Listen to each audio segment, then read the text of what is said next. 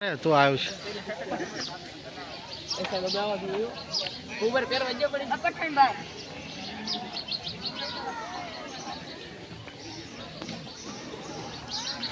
ચાલો જમણો હાથ બહાર કાઢો આગળ જમણો હાથ ચાલો હવે અહીંથી બેન બોલાવશે એ પ્રમાણે તમારે બોલવાનું છે સ્ટાર્ટ હું જાણું છું કે સી એશિયા ખંડના ભારત દેશના ગુજરાત રાજ્યના સૌરાષ્ટ્ર વિસ્તારના